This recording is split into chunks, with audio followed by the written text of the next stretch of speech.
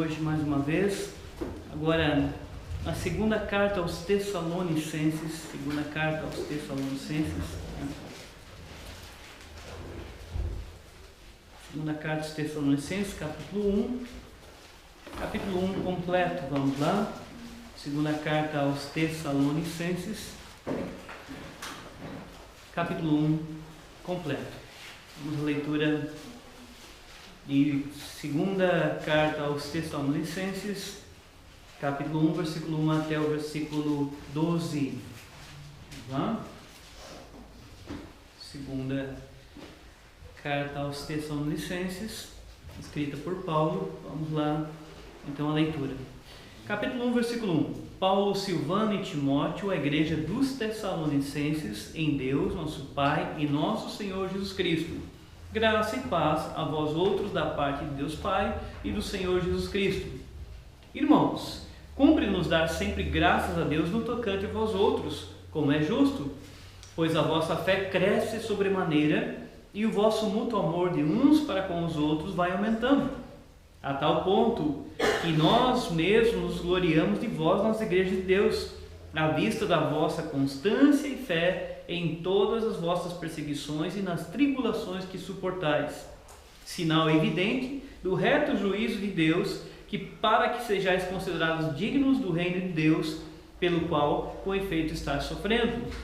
Se de fato é justo para com Deus que ele dê em paga tribulação aos que vos atribulam, e a vós outros que sois atribulados, alívio juntamente conosco, quando do céu se manifestar o Senhor Jesus com os anjos do seu poder, em chama de fogo, tomando vingança contra os que não conhecem a Deus e contra os que não obedecem ao Evangelho do nosso Senhor Jesus.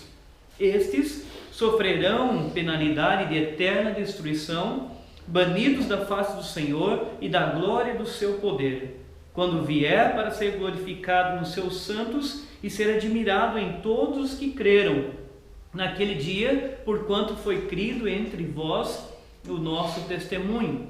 Por isso também não cessamos de orar por vós, para que o nosso Deus vos torne dignos da sua vocação e cumpra com poder todo o propósito de bondade e obra de fé, a fim de que o nome de nosso Senhor Jesus seja glorificado em vós e vós nele, segundo a graça do nosso Deus e do Senhor Jesus Cristo.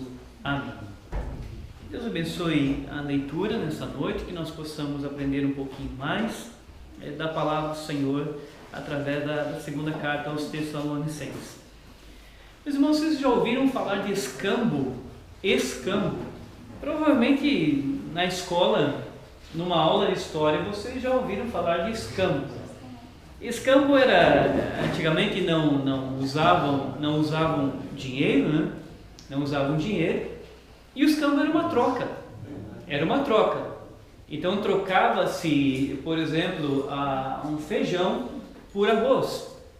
Lá tinha um agricultor que plantava uma safra lá de feijão, plantava feijão, e o outro plantava arroz.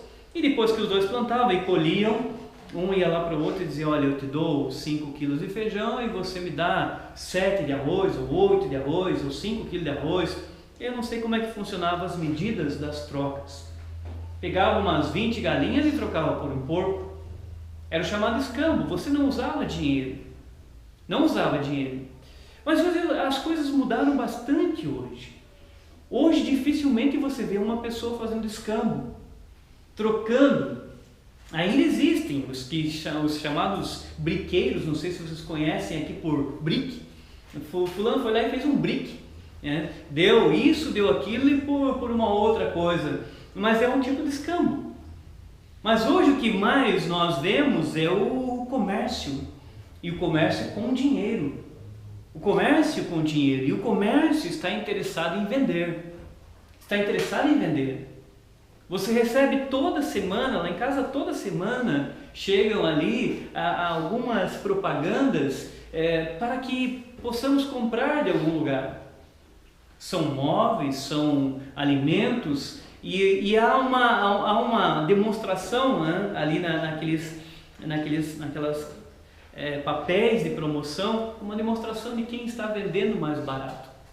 Mas o interessante é que no comércio existe uma máxima. No comércio existe uma máxima que eles dizem assim: o cliente tem sempre razão. O cliente tem sempre razão. E o comércio, porque quer vender, cada vez mais procura atender bem o cliente. Você chega numa loja, já chega um vendedor, diz: como é que o senhor está? Como é que está?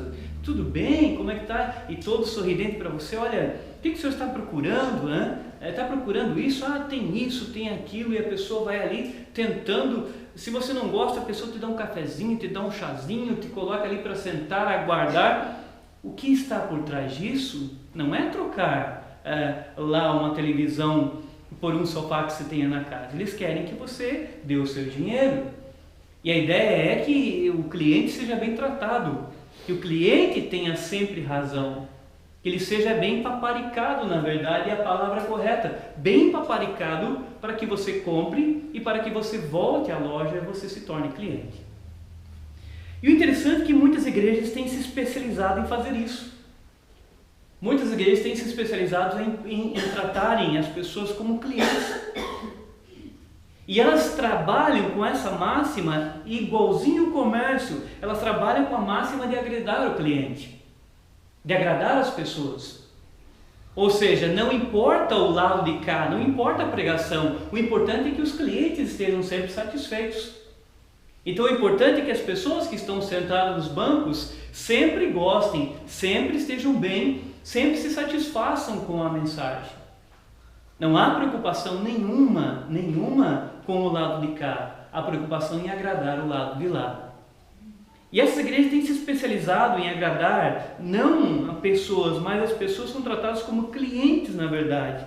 Por exemplo, esses dias alguém me mostrou uma igreja entre aspas, né? Não podemos chamar de igreja verdadeira, uma igreja onde as pessoas diziam assim: olha que interessante, Deus não importa com o nosso corpo. Deus não está se importando com o meu corpo. Deus, na verdade, se importa com a minha alma. Então Deus não tem nenhuma preocupação com o que eu faço com o meu corpo. Se eu sou homem, se eu sou homossexual, se eu sou mulher, se eu sou lésbica, não importa isso, porque Deus não se preocupa com o meu corpo, Deus se preocupa com a minha alma.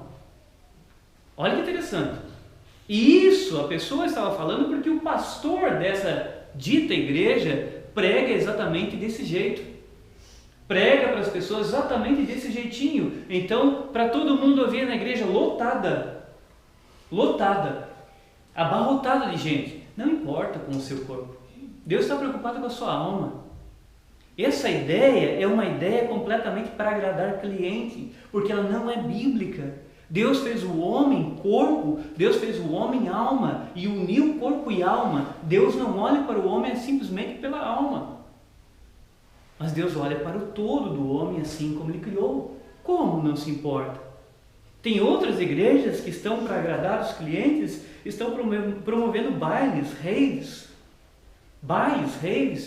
bailões. Como eu disse para vocês, agora é show gospel, agora é evento gospel. Que ideia é essa? Será que nós chegamos a que ponto hoje de estarmos promovendo bailes, raves? Para quê? Para atrair pessoas? Essa é a ideia de muitas pessoas. Não importa como eu atraia. O importante é que as pessoas venham. Então o que eu faço não importa. Importa que elas venham e aí eu prego a palavra. E então começam a promover coisas desta forma. As igrejas mesmo promovendo bailes, bailões, raves, boates e bares gospel. Cresce no Brasil bares e boates gospel. Olha que coisa interessante. Não, eu não quero que meu filho esteja lá em tal lugar, que lá sim, lá é o problema. Eu quero que meu filho esteja num lugar sadio. Então vamos fazer uma boate gospel para ele, um bar gospel, onde ele pode estar com uma musiquinha legal, onde ele pode beber com seus amigos, onde ele pode se divertir com seus amigos. Ele vai ali. E essa é a ideia de alguns hoje de igreja. Essa é a ideia de algumas pessoas que dizem: olha, não importa, nós podemos fazer isso, contanto que a gente continue sendo fiel a Deus. Para vocês terem ideia, o mais absurdo que eu vi, um dos exemplos mais absurdos, teve um determinado lugar que promoveu polidense para Jesus. Polidense para Jesus. Acreditem ou não, vocês foram lá e colocaram um mastro, lá um negócio daqueles de dança, e estava lá alguém dançando e fazendo uma arte para Jesus. Uma arte para Jesus. E se talvez você pense assim, pastor, isso aí é um absurdo. Eu não vou falar outras coisas que são mais absurdas ainda do que isso que eu estou mencionando. E se vocês forem observar, esse tipo de coisa, esse tipo de exemplos que eu dei, são sinais dos fins dos tempos. São sinais da apostasia. Quando as pessoas não querem mais nada sério, de verdade com a palavra de Deus. Eles querem apenas divertimento, querem apenas serem agradados, querem apenas serem tratados como clientes, simplesmente isso. Não querem mais uma vida com compromisso. Hoje cresce dentro das igrejas também, lamentavelmente, essa ideia de que eu posso servir a Deus, mas sem nenhum compromisso com Deus. Sem nenhum compromisso com a palavra. Eu faço minha vida, não importa o que seja pregado, não importa o que seja ensinado, não estou nem aí. O que importa é que eu esteja bem. Mas será que é assim mesmo? Será então que nós estamos lendo a palavra de Deus todo domingo para isso? Para uma vida sem compromisso? Será que nós estamos lendo a palavra de Deus e observando a palavra de Deus simplesmente para sairmos aqui do mesmo jeito? Pensarmos do mesmo jeito? Agirmos do mesmo jeito? Hoje, muitos são tratados como clientes e eles querem ser agradados, então não tem compromisso, não há vida cristã, não há seriedade em relação a viver a palavra de Deus. E lamentavelmente, meus irmãos, esse tipo de igreja, como eu disse para vocês, entre aspas, esse tipo de igreja está se multiplicando rapidamente. Rapidamente. Se você quiser hoje uma igreja que te agrade, é fácil de você encontrar. É fácil de você encontrar. Igreja que nunca vai te ofender na pregação, tem. Igreja que promove o bailão, tem. Igreja que tem rave, tem. Igreja que tem show gospel, tem. Igreja que tem bar gospel, tem.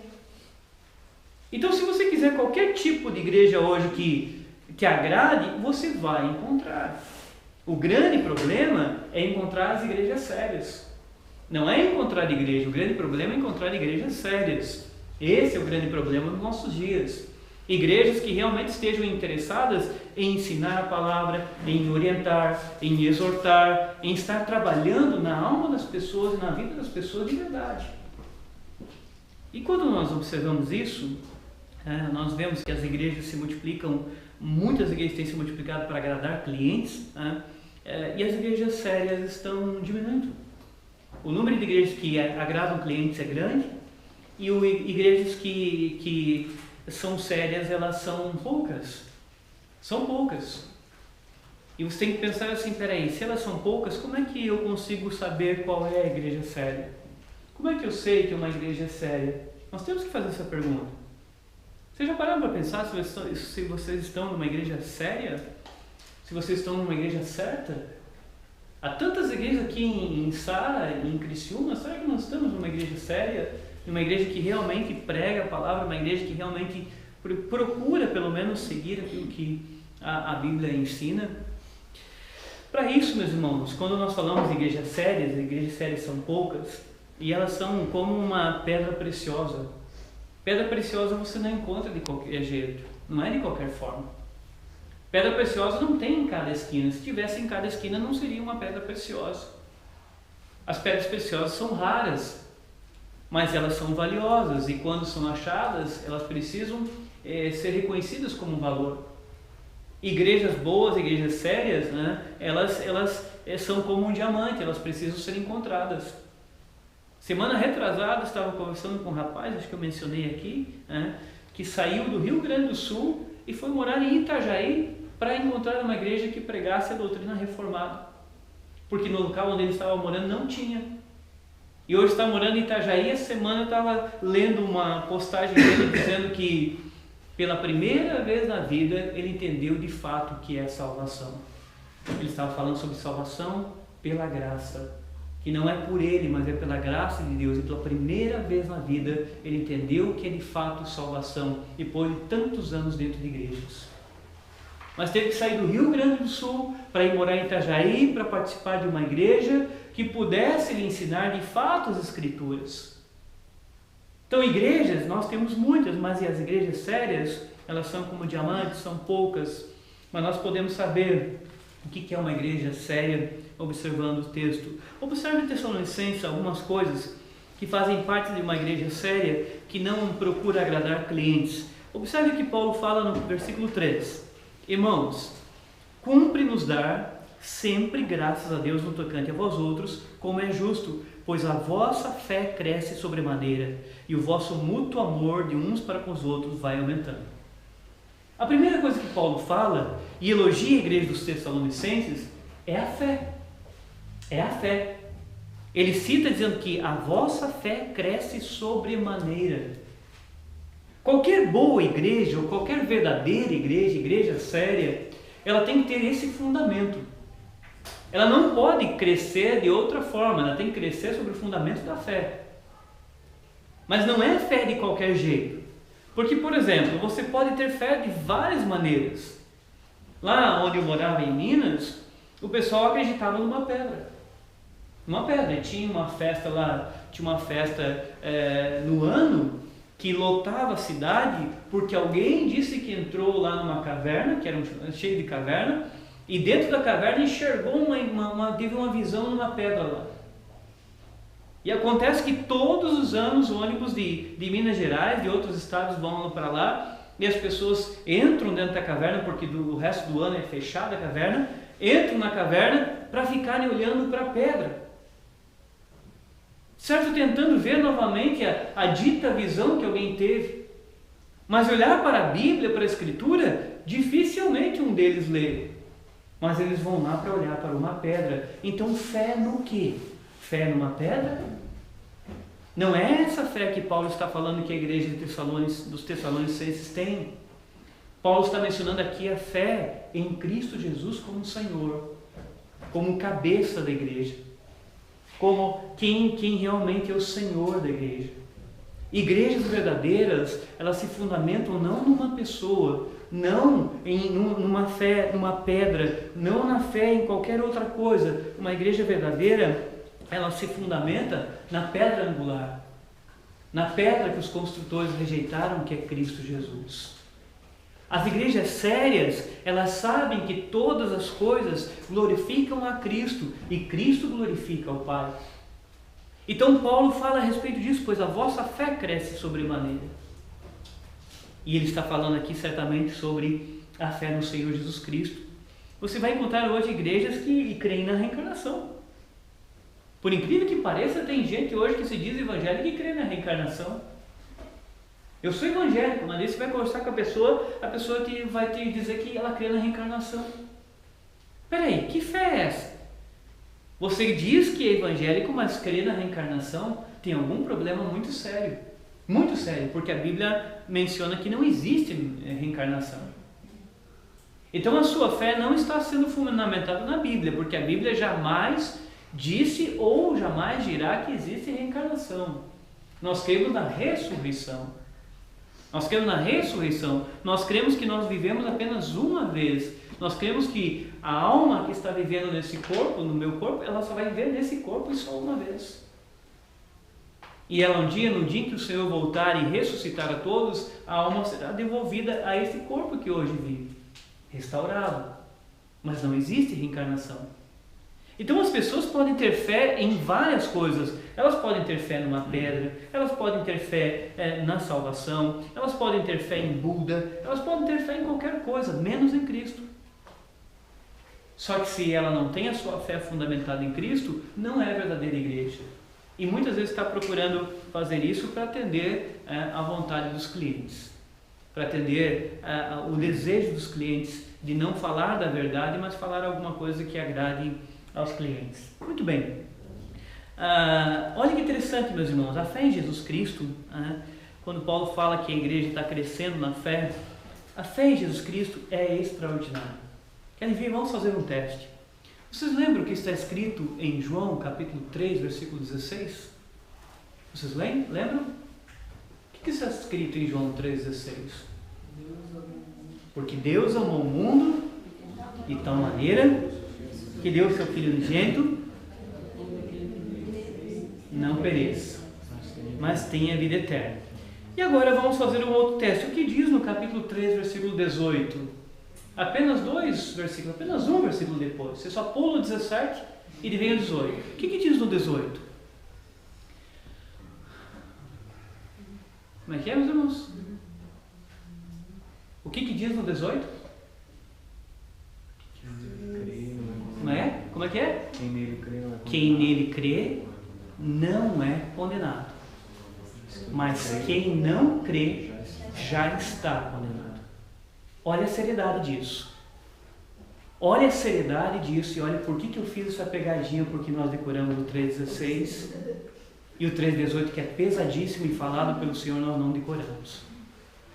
O Senhor disse, olha, quem nele crê não é condenado, não entra em condenação. No dia do juízo não vai passar pela condenação, não vai passar pelo juízo. Quem nele crê não é condenado, mas quem não crê, o Senhor diz, já está condenado. Então, se uma igreja não tem a fé fundamentada em Cristo Jesus, não é igreja. Ah, pastor, mas lá tinham 500 pessoas, mas se a fé dessa igreja, se a pregação dessa igreja não converge para Cristo, não é igreja. Ah, pastor, mas os músicos cantam músicas tão espirituais. Não tem essa. Não tem meio termo. A Bíblia não apresenta meio termo. Ela não apresenta uma mensagem para agradar pessoas. Ela apresenta a verdade, e a verdade é que a igreja tem um fundamento, a sua fé em Cristo Jesus. E Paulo está elogiando os Tessalonicenses porque eles têm fé. Mas é uma fé em Cristo Jesus. Uma fé verdadeira, não uma fé em pedra, não uma fé em reencarnação, não uma fé em qualquer outra coisa, uma fé em Cristo, e pela fé em Cristo Jesus é que nós podemos ser salvos. Nós não somos condenados, mas nós somos salvos em Cristo Jesus. E essa fé precisa aumentar. Essa fé precisa aumentar. Nós precisamos, durante a semana, manifestarmos essa fé que nós cremos em Cristo Jesus. E é interessante, meus irmãos, porque essa fé, observem o que Paulo menciona no versículo 4. Olha o que ele diz no versículo 4. A tal ponto que nós mesmos nos gloriamos de vós nas igrejas de Deus, à vista da vossa constância e fé em todas as vossas perseguições e nas tribulações que suportais. Aqui vem uma coisa interessante. O que é constância? Constância eu não sei se vocês já viram aquele aparelho que mede o terremoto, né? Aquele aparelho sismógrafo. Mas o sismógrafo faz o seguinte: se não tiver a terra tremendo, ele vai fazendo um risquinho bem quase reto. Aí se a terra dá uma tremida, ele faz assim. Faz isso aqui. Isso aqui é inconstante, a terra está tremendo, ele tem uma inconstância. O mais reto que ele consiga fazer é uma constância. Ele está num movimento constante. Quanto menos a terra tremer, mais constante aquele aparelho mede ali. E o que Paulo está falando, que a fé dele está crescendo, mas ela tem constância. Eles são constantes, não são uma igreja que sobe e desce, uma igreja que, e principalmente porque ele está mencionando aqui da tribulação, da perseguição, e mesmo diante da perseguição e da tribulação, eles estão sendo constantes, eles estão tendo a sua fé aumentada, eles não estão tendo a sua fé diminuída. E isso mostra uma igreja verdadeira, é uma igreja que está cheia de problemas, mas é uma fé que está constante, uma igreja constante com uma fé que está crescendo. Essa é uma coisa interessante, porque o cliente não gosta disso. O cliente quer uma mensagem que lhe diga que todas as coisas vão ficar bem, vão ficar maravilhosas e que tudo vai correr muito bem se você confiar em Deus. Não confie em Deus que tudo vai ser resolvido. Isso é uma mentira. Se você disser isso para ele, ele vai acreditar e vai gostar disso, mas se você falar que a fé em Cristo Jesus não nos livra da tribulação, não nos livra do problema, ele não vai gostar, porque ele quer uma igreja que anuncie uma mensagem que diga que tudo vai ficar bem, tudo vai ficar maravilhoso. Mas a igreja tessalônica, a igreja dos Tessalonicenses, tem tribulação, tem perseguição, mas eles têm constância, eles têm uma fé aumentando, demonstrando que de fato eles são uma igreja verdadeira. Para vocês terem ideia do que é uma fé verdadeira, eu vou ler uma partezinha do Diário do Simonton. Foi o primeiro missionário presbiteriano a chegar no Brasil em 12 de agosto de 1859. Até agora, dia 12, foi comemorado, né, mais um ano da sua chegada, em 12 de agosto de 1859. E eu vou ler aqui uma partezinha que ele perde a esposa. E ele registrou no diário o momento em que ele perdeu a esposa. Ele veio solteiro para o Brasil, casou quando já estava no Brasil, casou com sua esposa, sua esposa americana nos Estados Unidos. Ela veio para o Brasil. Aqui ele coloca, tem uma partezinha que ele estava temeroso porque o barco estava demorando a chegar, pensando que o barco tinha naufragado, que sua esposa tinha falecido, mas ela chegou. Mas chegou um momento, logo após casarem, pouco tempo após casarem, ela engravidou, e devido à gravidez e ao nascimento da filhinha, ela veio a falecer. E ele, um missionário novo, veio para o Brasil, casou, perdeu a sua esposa, estava ali com o seu coração atribulado, não por perseguição, mas estava com o seu coração atribulado. E você lê no diário dele como a fé dele ficou nesse momento, o que ele diz na hora da sua tribulação, da sua dor. Para ver se de fato é alguém que está procurando um Deus que dá tudo maravilhoso, que acerta tudo, ou se ele continua confiando num Deus que mesmo diante dos problemas, mesmo diante das tribulações, é um Deus que nos ajuda a crescer a nossa fé, a aumentar a nossa fé, a aumentar a nossa confiança. Ouça o que ele diz aqui no diário dele: Morro do Castelo, domingo, 19 de junho de 1864. Preste atenção, 19 de junho de 1864. Nossa primeira filha acaba de nascer, às 11 horas, e já se passaram 25 minutos. Deus seja louvado por sua bondade. Ouviu e respondeu às nossas orações. Eu o louvarei por sua bondade. A lembrança dos sofrimentos de Ellen está ainda muito viva para permitir que pense na criança. Terça, 28 de junho de 1864. Deus tenha piedade de mim agora, pois águas profundas rolaram sobre mim. Ellen está estendida em seu caixão na salinha de entrada. Deus a levou tão de repente que ando como quem sonha. É difícil não se emocionar com o que ele escreve, porque agora o que vem é extremamente tocante o que ele vai falar agora da esposa e da sua fé aqui em Cristo Jesus. Acabo de voltar de um pequeno passeio, já é 1º de julho de 1864. Ela tinha falecido no dia 28, ou seja, são 3, 4 dias depois que ele está aqui escrevendo isso agora. E olha o que ele diz: acabo de voltar de um pequeno passeio com Chamberlain. Como está tudo mudado à minha volta e dentro de mim. O Senhor me trouxe aflições, mas preciso manter a calma. Sinto que Ele também me deu sustento para não me deixar vencer, a menos que me curve submissamente sob o golpe. Temo tornar-me duro. Meu Deus e Salvador, guarde-me e a minha pequena Ellen, pobre coisinha. Não estou ainda consciente do que tenho que lhe dar além do meu carinho. Está falando da sua filhinha, porque agora ele está viúvo. Foi inesperado, contudo alegra-me saber que a morte encontrou minha querida esposa preparada. Ela era tímida, insegura, vagarosa em expressar sua fé em Cristo. Entretanto, na hora da provação, estava calma e em paz. Quando às 3 horas da manhã voltei do médico, ela me perguntou: como estou? Não esconda nada de mim. Contei-lhe meus temores. Disse-me: ora por mim, mas acrescentou logo: não, eu orarei por mim mesma. Muito quieta e calma, ela orou mais ou menos assim, com estas palavras: Senhor Jesus, venho a Ti, não que eu tenha algum valor, sinto que não tenho. Tenha piedade de mim e receba-me, Senhor Jesus. Então orei como pude. Logo depois ela disse: acredito que quero ir. Durante minha ausência, ela disse a Luísa, que chorava: Luísa, não se preocupe, eu estou pronta. Abençoo a Deus, porque na surpresa desse golpe não me deixou sem preciosas palavras de consolo e testemunho de que meu Salvador estava com ela no vale da morte. Deus não é Deus de mortos, mas de vivos. Essa passagem da Escritura é muito preciosa para mim, agora mais do que nunca. A união de todos os santos em Cristo e através dele com o Pai e sua comunhão com os outros são fatos que consolam.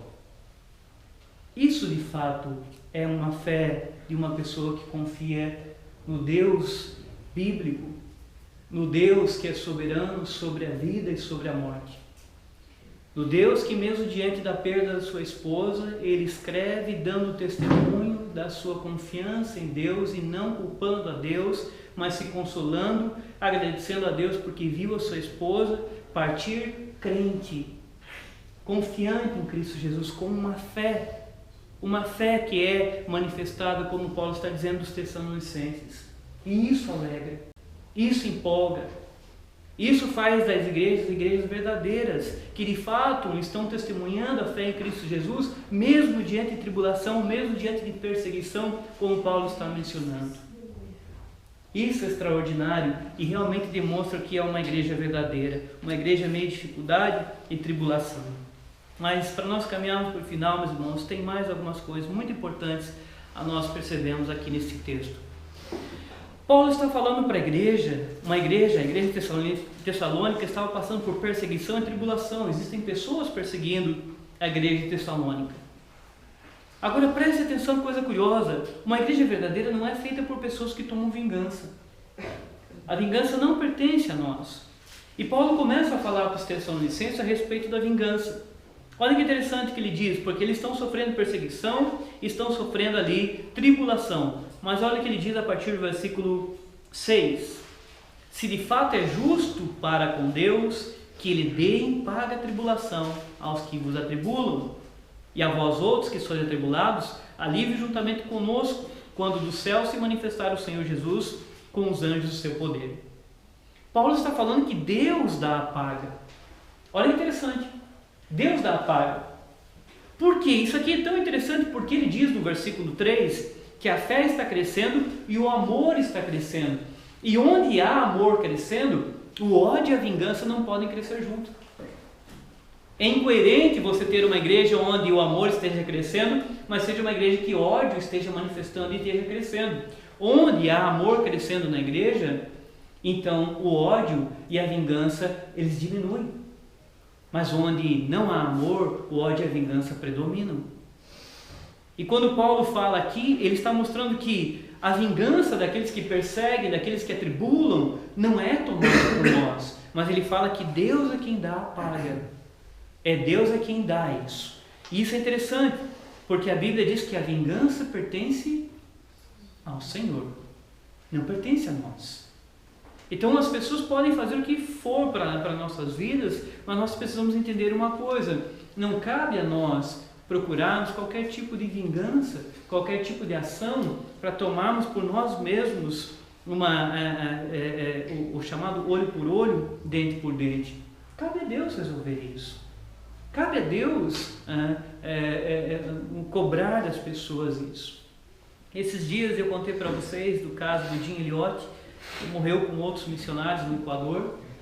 Jim Elliot, e ele foi missionário no Equador há alguns anos atrás, e ele acabou morrendo pregando para os nativos ali nas selvas do Equador.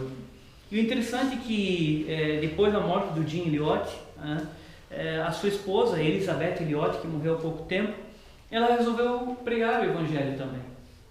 Mas ela resolveu pregar o Evangelho para aqueles mesmos homens que mataram seu esposo. E ela, juntamente com as viúvas dos missionários que foram mortos, foram pregar o Evangelho para aqueles que haviam matado seus esposos.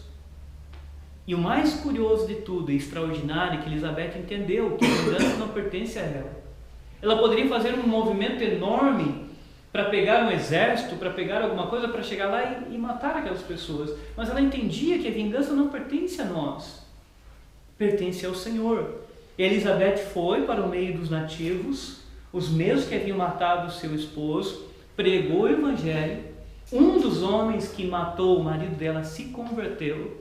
E o mais interessante, foi ele quem batizou a filha de Elizabeth Elliot com o Jim Elliot. O mesmo homem que matou O pai dessa menina, da filha de Elizabeth, foi que batizou como pastor, batizou a filhinha dela. E eu fico imaginando então a cena daquele homem pegando a filha de Elizabeth Elliot nos braços para batizar agora a filhinha do homem que ele matou. Mas isso demonstra que é uma igreja verdadeira. Quando a fé cresce, a vingança não pertence a nós, ela pertence a Deus quem dá a paga. Nós precisamos entregar para o Senhor que dê a paga para aqueles que fazem mal, para aqueles que perseguem, para aqueles que atribulam. É o Senhor quem cobra. Não cabe a nós, porque se nós formos fazer isso, nosso coração se enche de ódio, se enche de vingança e nós deixamos de ser igreja. Nós deixamos de testemunhar o amor de Cristo que realmente habita e vive na igreja do Senhor. E Paulo está falando para eles, dizendo, olha, Deus vai dar a paga. Deus vai dar a paga do que é feito para vocês. Agora, preste atenção, meus irmãos, no versículo 7, agora no finalzinho aqui do que eu irei falar. Olha o que Paulo diz aqui, que é um texto que ninguém observa. Mas observe bem agora comigo no finalzinho do versículo 7 com o 8. Diz o versículo 7 e 8. E a vós outros que sois atribulados, alívio juntamente conosco, quando do céu se manifestar o Senhor Jesus com os anjos do seu poder, em chama de fogo, tomando vingança contra os que não conhecem a Deus e contra os que não obedecem ao Evangelho do nosso Senhor Jesus. Você só ouve, geralmente, e a clientela, como eu disse no início, a clientela gosta daquele Jesus que sempre agrada a todo mundo. É o Jesus que te abençoa, é o Jesus que abre portas, é o Jesus que faz isso, é o Jesus que faz aquilo. Gostam muito do Jesus sofredor. As pessoas gostam muito de Jesus sofredor, porque elas gostam de vê-lo ali na cruz, né? Na cruz pregado. Até alguns usam ali a imagem de Jesus pregado na cruz. Nós não usamos, porque a nossa cruz o Senhor ressuscitou. Mas alguns gostam, que parece um coitadinho. Parece ali que sofreu, mas as pessoas não olham que o Senhor não permaneceu na cruz. Ele sofreu de fato. Ele foi torturado, ele foi morto, ele foi posto no túmulo, ao terceiro dia ressuscitou, subiu à destra, está à destra do Pai, mas prometeu que um dia voltará. E quando voltar, não será como Salvador, não será como aquele que nós sempre ouvimos como Salvador, mas será como vingador. Olha o texto. Está dizendo que o Senhor voltará e tomará vingança. O Senhor Jesus voltará e tomará vingança. Então Paulo está apresentando Jesus não agora como Salvador, não agora como um sofredor, mas está mostrando Jesus como vingador, porque ele diz que o Senhor vai se manifestar e vai tomar vingança. Ele diz no versículo 8, em chama de fogo, tomando vingança. Agora olhe contra quem Paulo está dizendo que o Senhor vai tomar vingança. Contra os que não conhecem a Deus e contra os que não obedecem ao Evangelho do nosso Senhor Jesus. Contra os que não conhecem a Deus. Só que tem um detalhe interessante: para conhecer a Deus é preciso saber quem é Jesus. Agora ele diz assim que o Senhor Jesus vai tomar vingança contra aqueles que não conhecem a Deus e também aqueles que não obedecem ao Evangelho do Senhor Jesus. Isso é terrível isso. Porque a pregação e você saber da Bíblia, você pode até saber, mas se não obedece ao Evangelho, Paulo está dizendo assim, fique prestando atenção, porque na volta do Senhor Ele vai cobrar contas de que você nunca obedeceu ao Evangelho. Então, preste atenção nisso, meus irmãos. Domingo após domingo nós estamos pregando. Domingo após domingo nós estamos nos reunindo. Mas existe uma coisa muito séria, que o Senhor, quando voltar, se você não obedece ao Evangelho, se não vive aquilo que o Senhor ensina, não tem choro. Não vai ter choro, não vai ter perdão. O Senhor tomará vingança, como disse o texto, porque o Senhor não vai deixar passar batido aqueles que não vivem e não obedecem ao Evangelho. E agora, o último pedacinho, aqui que vem o peso maior para nós observarmos, que os clientes não gostam, e crescem as igrejas hoje que pregam que o inferno não existe, que a condenação eterna não existe. Então até eu cito de vez em quando um pregador famoso que prega que Deus vai salvar todo mundo, e lá a igreja desse sujeito está lotada, abarrotada de gente, porque prega que Deus vai salvar todo mundo. Só que Paulo não diz isso. Olha o que Paulo diz aqui no versículo 9. Versículo 9. estes sofrerão penalidade de eterna destruição, banidos da face do Senhor e da glória do seu poder. Quantos que não conhecem a Deus e quantos que não obedecem. O que Paulo diz aqui contra os que não conhecem e os que não obedecem? Estes sofrerão penalidade de eterna destruição. Eterna destruição. Como funciona isso? Paulo não está dizendo que Deus vai passar uma borracha e vai fazer eles desaparecerem. Paulo está falando de eterna destruição, penalidade eterna.